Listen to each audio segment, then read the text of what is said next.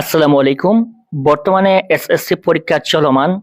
সামনে আইসিটি পরীক্ষা অনুষ্ঠিত হবে, গণিত পরীক্ষা অনুষ্ঠিত হবে, আরো বিভিন্ন সাবজেক্টের পরীক্ষা অনুষ্ঠিত হবে। ইতিমধ্যে দেশের বিভিন্ন স্থানে বন্যার কারণে পরীক্ষা স্থগিত হওয়ার একটা সম্ভাবনা রয়েছে। এক্ষেত্রে গতকাল বৃষ্টির পানিতে বসে কুমিল্লা বোর্ডের শিক্ষার্থীরা কিন্তু অনেকেই পরীক্ষা দিয়েছিল, যেখানে তাদের পরীক্ষার হলে কিন্তু পানি ঢুকে গিয়েছিল এবং শিক্ষার্থীরা বেঞ্চের উপর বসেই কিন্তু তারা পরীক্ষা দিয়েছিল।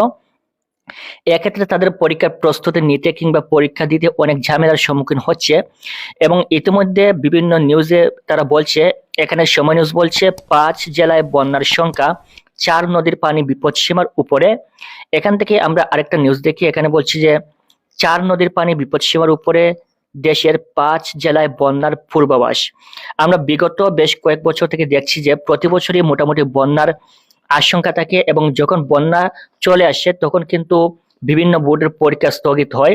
অর্থাৎ যে সকল এলাকায় বন্যা আসে সেই সকল এলাকায় যে সকল কেন্দ্র রয়েছে, পরীক্ষার কেন্দ্র, সেই কেন্দ্রগুলোতে পরীক্ষা স্থগিত রাখা হয় এবং পরবর্তীতে একটা সুযোগ করে পরীক্ষাটা নেওয়া হয়।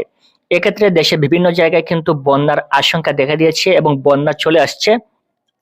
এ কারণে কিন্তু পরীক্ষা স্থগিত হওয়ার সম্ভাবনা রয়েছে। এখানে আমরা দেখি কোন কোন জায়গায় বন্যার আশঙ্কা রয়েছে এবং কোন কোন জায়গায় বন্যা চলে আসছে। এখান থেকে তারা বলছে 5 জেলায় বন্যার পূর্বাভাস। এখান থেকে কোন 5টা জেলায় বন্যা পূর্বাভাস রয়েছে আমরা একটু দেখে নেই।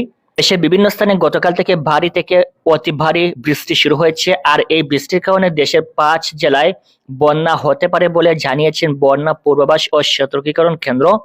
পানি উন্নয়ন বোর্ডের এই সংস্থার তথ্য অনুযায়ী 5 জেলার মধ্যে ইতিমধ্যে মৌলভীবাজার ও নেত্রকোনায় বন্যা শুরু হয়ে গেছে।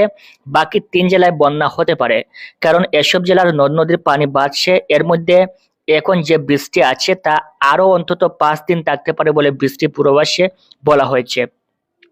বন্যার পূর্বাভাস ও সতর্কীকরণ কেন্দ্রের উপবিভাগীয় প্রকৌশলী পার্থ প্রতিম বড়ুয়া আজ বুধবার সকালে প্রথম আলোকে বলেন, মৌলভীবাজার, নেত্রকোনা, সিলেট, হবিগঞ্জ ও সুনামগঞ্জ জেলার নিম্নাঞ্চলে বন্যা পরিস্থিতির সৃষ্টি হতে পারে। ইতিমধ্যে মৌলভীবাজার ও নেত্রকোনা জেলার নিম্নাঞ্চল বন্যা শুরু হয়েছে। দেশের বিভিন্ন স্থানে ভারী থেকে অতি ভারী বৃষ্টির জন্যই এ অবস্থা হয়েছে। আশা করি বুঝতে পেরেছ। তোমাদের এসএসসি পরীক্ষার এবং বন্যা সংক্রান্ত পরবর্তী সকল আপডেট অবশ্যই আমাদের এই চ্যানেল থেকে পেয়ে যাবেন। এজন্য যারা নতুন রয়েছে অবশ্যই চ্যানেলটি সাবস্ক্রাইব করে রাখবেন পরবর্তী সকল আপডেট সবার আগে পাওয়ার জন্য। Thank you so much. আর যারা এখনো এই ভিডিওগুলো দেখোনি তাদেরকে এই ভিডিওগুলো দেখার জন্য বলছি, তোমরা এখন এই ভিডিওগুলো দেখে নাও, কালকে তোমাদের অবশ্যই কাজে আসবে। Thank you so much. চ্যানেলটি অবশ্যই সাবস্ক্রাইব করে রাখবে।